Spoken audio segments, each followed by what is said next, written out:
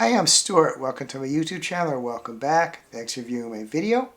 In this video, I'm going to do the Travel the World tag, pairing my favorite places with bookish prompts. This is an original tag by Cliff's Dark Gems. He tagged me in his video. Per Cliff, an original book tag, Travel the World book tag, pairing favorite places with bookish prompts. I've traveled around the world, including many countries not mentioned in this video. For this tag, I've tried to connect some of my favorite countries, reasons for why they're special, with related bookish prompts. There are 10 prompts in this tag. The first prompt is UK and Republic of Ireland, known for history, culture, arts, and literature. Talk about an older book / classic that you've read and loved. That book is War of the Worlds by H.G. Wells, set in England, actually when there's an alien invasion. The second prompt is Australia, beautiful country with wildlife found nowhere else on Earth. Talk about a book that has an original and unique premise. That's The Starless Sea by Erin Morgenstern.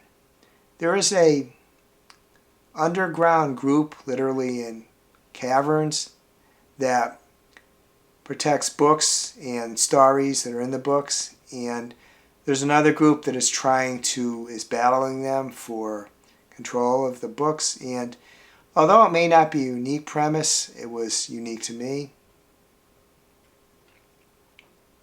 The second book I'm going to mention is Bunny by Mona Awad. I talked about this book enough on my previous video, so I won't say anything here, but I thought it was a unique premise. The third prompt is New Zealand, a land of breathtaking beauty. Talk about a book, fiction or non-fiction, where the setting, real or imagined, is so stunning that you want to live there. That book is One Italian Summer by Rebecca Searle. It is set in a coastal town in Italy. I don't remember the town, but describes this very beautiful, sunny days, the ocean, reflections off the ocean. Just sounds like a great vacation location. The fourth prompt is France, Paris, City of Love. Talk about a book that you enjoyed where a love story is either central to the plot or just present in the story. This does not have to be a romance or erotica novel. The book I'm choosing is You're Not Supposed to Die Tonight by Caitlin Bayron. It is a YA horror novel. There is a sapphic romance that is important to the story between the main character and another character. The fifth prompt is Germany Oktoberfest, the world's largest beer festival. Name and talk about a book where wild celebrations and crazy parties are part of the storyline. The book I'm going to select is 7 Days in June by Tia Williams. There is a mover and shaker in the Black literary, and she throws regular parties, and when she throws a party, she sends out texts, and you have to attend because she's so important.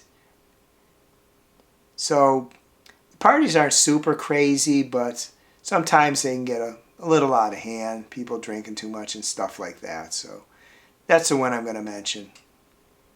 The sixth prompt is Mexico, tourism and beaches. Name and talk about a book set on a coastal island. That book is The Island of Dr. Moreau by H.G. Wells. This is an island that's the protagonist happens to fortunately be rescued from being thrown off a ship and just put in a boat, a canoe, or a rowboat or something. And the title characters doing these experiments. We'll just leave it at that. Oh, and the island is just kind of in the middle of nowhere. The seventh prompt is Italy, cuisine, fine food and wine.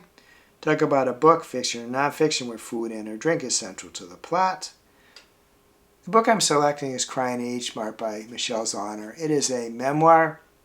She had a tempestuous relationship with her mother, and her mother passed away from cancer young, and in a way kind of to honor her mother, and I think to connect to her, she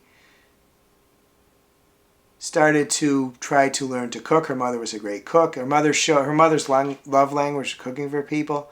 So Michelle tried to replicate some of the recipes her mother made.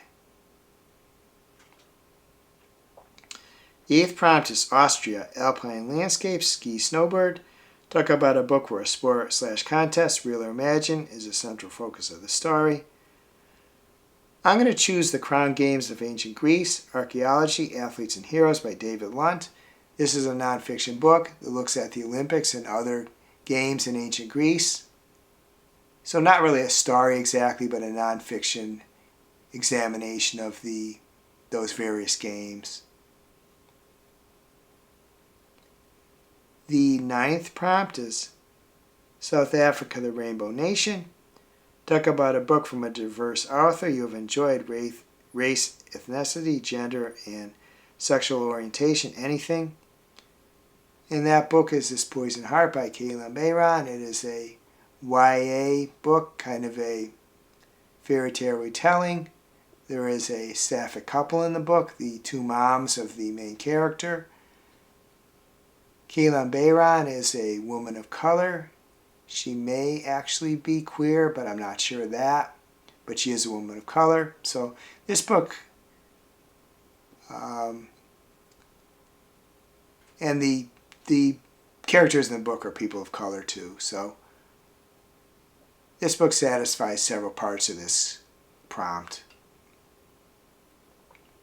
The 10th prompt is bonus prompt. Where do you live? Country, state. Choose and talk about a book, fiction or nonfiction, that reflects the culture, history, and or anything else of your home. Book I'm selecting is Haunted Connecticut, Ghosts and Strange Phenomena of the Constitution State by Cherry Farnsworth. I live in Connecticut, and it's referred to as the Constitution State. Although many would say a book of ghost stories is in fact fiction, and possibly it is, there are historical parts of it too, because when the author talks about the reported ghost sightings that took place, she also provides the history of the area and oftentimes what leads to a ghost story is some tragic event that really occurred. So this is both fiction and nonfiction set in my home state of Connecticut. And the next thing is to tag people. First, I tag anyone watching this video. Then I'm going to tag a bunch of people in the description of this video. Of course, just if you want to do it, one or more of the prompts in my comments or in a video of your own. I want to thank Cliff for creating this tag and for tagging me. Appreciate it. I hope you're having a wonderful reading week. I hope you're having a wonderful week in general. If you enjoyed this video, please give it a like, please subscribe, please hit the bell to get notified when I upload future videos.